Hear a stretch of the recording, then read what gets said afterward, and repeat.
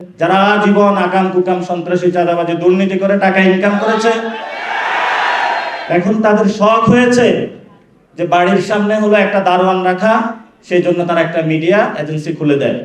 রক্তের উপরে দাঁড়িয়ে হলো যদি বাংলাদেশে কোনো গেরুয়া সন্ত্রাসের একটু ছিটেফোঁটা আসার চেষ্টা করা হয়, আমরা রক্ত দিয়ে ইনশাআল্লাহ প্রতিরোধ করব তাদেরকে।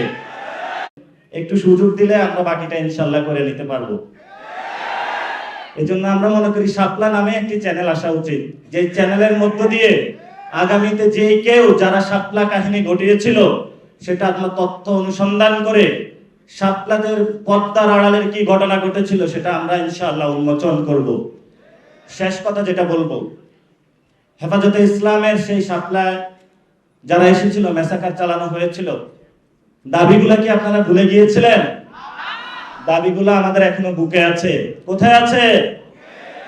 এই দাবিগুলো আমরা বাংলাদেশে যতদিন থাকবো ততদিন আমরা ইনশাআল্লাহ ইসলাম এবং বাংলাদেশের সার্বভৌমত্বের জন্য অতন্দ্র প্রহরী হিসেবে কাজ করব ইনশাআল্লাহ।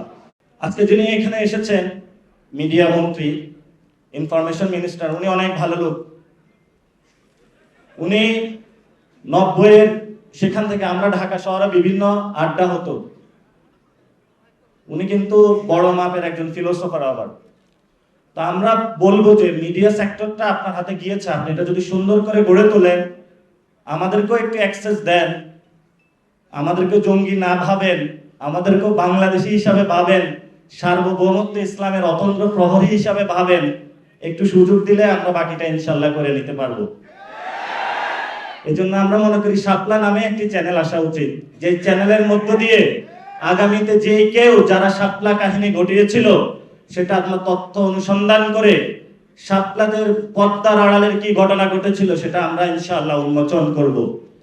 শেষ কথা যেটা বলবো, হেফাজতে ইসলামের সেই শাপলায় যারা এসেছিল, মেসাকার চালানো হয়েছিল, দাবিগুলা কি আপনারা ভুলে গিয়েছিলেন? দাবিগুলো আমাদের এখনো বুকে আছে। কোথায় আছে? এই দাবিগুলো আমরা বাংলাদেশে যতদিন থাকবো ততদিন আমরা ইনশাআল্লাহ ইসলাম এবং বাংলাদেশের সার্বভৌমত্বের জন্য অতন্ত্র প্রহরী হিসেবে কাজ করব ইনশাআল্লাহ।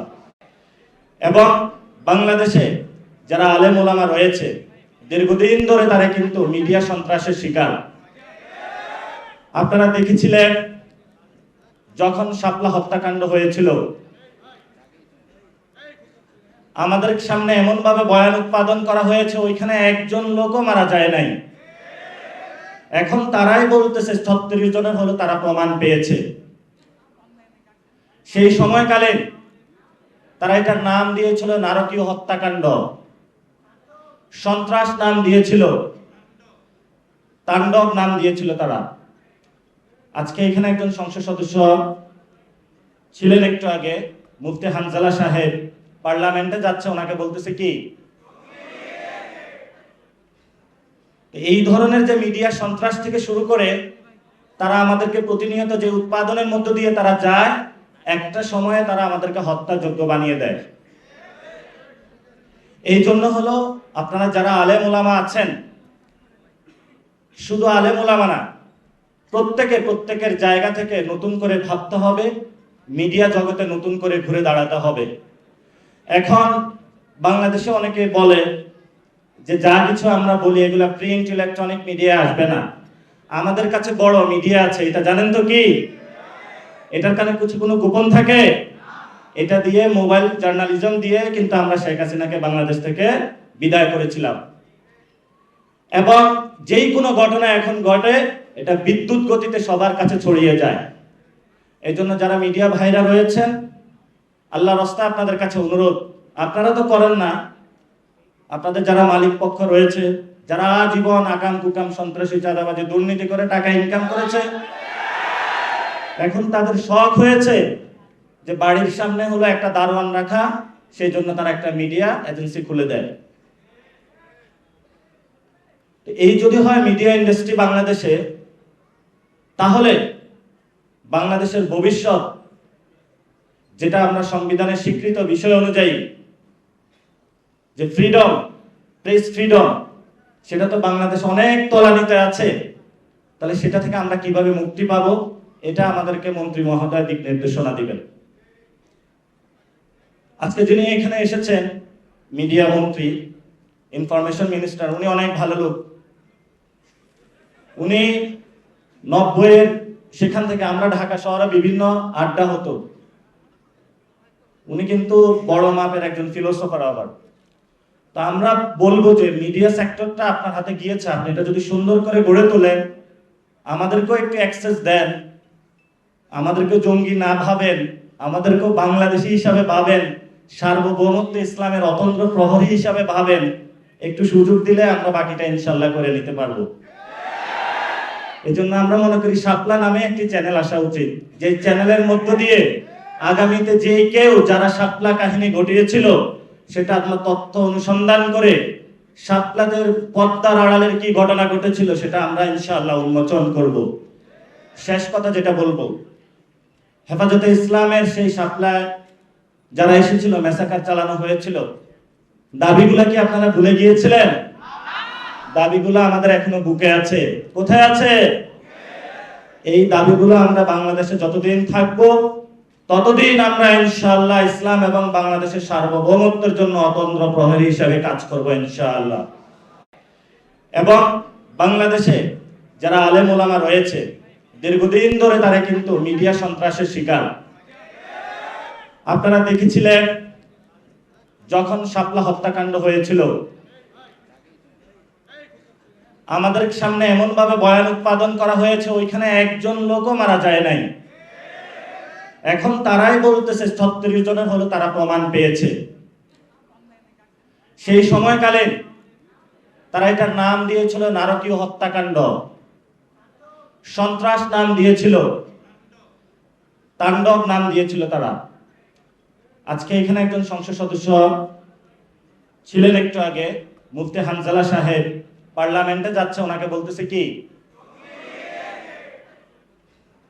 এই ধরনের যে মিডিয়া সন্ত্রাস থেকে শুরু করে তারা আমাদেরকে প্রতিনিয়ত যে উৎপাদনের মধ্য দিয়ে তারা যায়, একটা সময়ে তারা আমাদেরকে হত্যাযোগ্য বানিয়ে দেয়। এই জন্য হলো আপনারা যারা আলেম ওলামা আছেন, শুধু আলেম ওলামা না, প্রত্যেকের জায়গা থেকে নতুন করে ভাবতে হবে, মিডিয়া জগতে নতুন করে ঘুরে দাঁড়াতে হবে। এখন বাংলাদেশে অনেকে বলে যে যা কিছু আমরা বলি এগুলা প্রিন্ট ইলেকট্রনিক মিডিয়া আসবে না, আমাদের কাছে বড় মিডিয়া আছে, এটা জানেন তো কি? এটার কারণে কোনো গোপন থাকে? এটা দিয়ে মোবাইল জার্নালিজম দিয়ে কিন্তু আমরা শেখ হাসিনাকে বাংলাদেশ থেকে বিদায় করেছিলাম।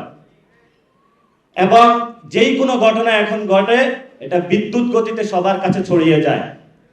এই জন্য যারা মিডিয়া ভাইরা রয়েছেন, আল্লাহর রাস্তায় আপনাদের কাছে অনুরোধ, আপনারা তো করেন না, আপনাদের যারা মালিক পক্ষ রয়েছে, যারা জীবন আকাম কুকাম সন্ত্রাসী চাঁদাবাজি দুর্নীতি করে টাকা ইনকাম করেছে, এখন তাদের শখ হয়েছে যে বাড়ির সামনে হলো একটা দারোয়ান রাখা, সেই জন্য তারা একটা মিডিয়া এজেন্সি খুলে দেয়। এই যদি হয় মিডিয়া ইন্ডাস্ট্রি বাংলাদেশে, তাহলে বাংলাদেশের ভবিষ্যৎ, যেটা আমরা সংবিধানের স্বীকৃত বিষয় অনুযায়ী যে ফ্রিডম, প্রেস ফ্রিডম, সেটা তো বাংলাদেশ অনেক তলানিতে আছে। তাহলে সেটা থেকে আমরা কিভাবে মুক্তি পাবো, এটা আমাদেরকে মন্ত্রী মহোদয় দিক নির্দেশনা দিবেন। আজকে যিনি এখানে এসেছেন মিডিয়া মন্ত্রী, ইনফরমেশন মিনিস্টার, উনি অনেক ভালো লোক। উনি 90-এর সেখান থেকে আমরা ঢাকা শহরে বিভিন্ন আড্ডা হতো, উনি কিন্তু বড় মাপের একজন ফিলোসফার আবার। তা আমরা বলবো যে মিডিয়া সেক্টরটা আপনার হাতে গিয়েছে, আপনি এটা যদি সুন্দর করে গড়ে তোলেন, আমাদেরকেও একটু অ্যাক্সেস দেন, আমাদেরকেও জঙ্গি না ভাবেন, আমাদেরকেও বাংলাদেশি হিসাবে ভাবেন, সার্বভৌমত্ব ইসলামের অতন্ত্র প্রহরী হিসাবে ভাবেন, একটু সুযোগ দিলে আমরা বাকিটা ইনশাল্লাহ করে নিতে পারবো। এই জন্য আমরা মনে করি শাপলা নামে একটি চ্যানেল আসা উচিত, যে চ্যানেলের মধ্য দিয়ে আগামীতে যে কেউ যারা শাপলা কাহিনী ঘটিয়েছিল সেটা আপনার তথ্য অনুসন্ধান করে শাপলাদের পদ্মার আড়ালের কি ঘটনা ঘটেছিল সেটা আমরা ইনশাআল্লাহ উন্মোচন করব। শেষ কথা যেটা বলবো, হেফাজতে ইসলামের সেই শাপলায় যারা এসেছিল, মেসাকার চালানো হয়েছিল, দাবিগুলা কি আপনারা ভুলে গিয়েছিলেন? দাবিগুলো আমাদের এখনো বুকে আছে। কোথায় আছে? এই দাবিগুলো আমরা বাংলাদেশে যতদিন থাকব ততদিন আমরা ইনশাআল্লাহ ইসলাম এবং বাংলাদেশের সার্বভৌমত্বের জন্য অতন্দ্র প্রহরী হিসেবে কাজ করব ইনশাআল্লাহ।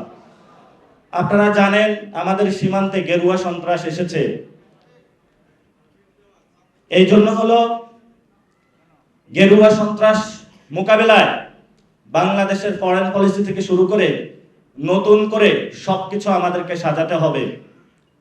এই গেরুয়া সন্ত্রাসের শিকার মোদি যখন বাংলাদেশে এসেছিল আপনারা সবাই রাজপথে নেমেছিলেন এবং অনেকে শহীদ হয়েছিলেন, জেলে গিয়েছিলেন, মনে নাই আপনাদের? সেই ভাইয়ের কথা যদি মনে থাকে, রক্তের উপরে দাঁড়িয়ে হলেও যদি বাংলাদেশে কোনো গেরুয়া সন্ত্রাসের একটু ছিটেফোঁটা আসার চেষ্টা করা হয়, আমরা রক্ত দিয়ে ইনশাআল্লাহ প্রতিরোধ করব তাদেরকে। আহ্বান রেখে আমি আমার কথা শেষ করছি। দোয়া করবেন, ভালোবাসা থাকবে, আপনাদের মধ্যে জায়গা দিবেন, আপনাদের বাসায় দাওয়াত দিবেন, মাদ্রাসা দাওয়াত দিবেন, আসবো যাব, আপনাদের সাথে ঘুমাবো, থাকবো ইনশাআল্লাহ। তবে গেরুয়া সন্ত্রাস বাংলাদেশে আমরা কায়েম হতে দিব না ইনশাআল্লাহ। আসসালামু আলাইকুম ওয়া রাহমাতুল্লাহি ওয়া বারাকাতুহু।